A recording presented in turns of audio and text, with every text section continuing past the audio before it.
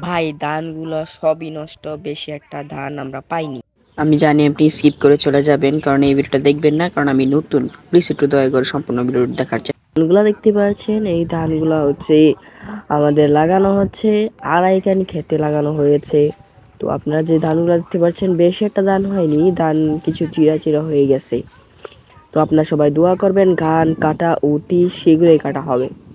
এবং এই ক্ষেতে পর্যাপ্ত পরিমাণে পরিচর্যাও করা হয়েছে, কিন্তু আল্লাহ তাআলা আমাদেরকে যা আমরা অতি শীঘ্রই কাটার প্রচেষ্টা করব। এবং একজন নিয়েছেও বদলি, তো আজ অর্ধেকের বেশি কাটা হবে। যে প্রক্রিয়া, যে সময়টা দেখা যাচ্ছে, তো আমরা বদলি নিয়েছি একজন এবং আমরা নিজেরাও কাটতেছি। তো সবাই দোয়া করবেন অতি শীঘ্রই যেন তাড়াতাড়ি কাটা নেওয়া যায়। তো আপনারা তো কারা কারা ধান লাগিয়েছেন, প্লিজ একটু আমরা দেখতে চাই কমেন্ট বক্সে। তো দেখতে পাচ্ছেন আমরা ধান কাটার কাটার সময় এসেছে, তাই কাটিছি।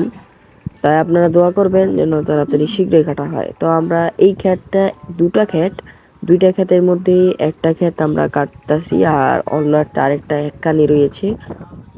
আমার যে বদলি রয়েছে, মাশাআল্লাহ ভালো একটা কাটিং করতে পারে। তো আমরাও পাশাপাশি কাটিং করতেছি।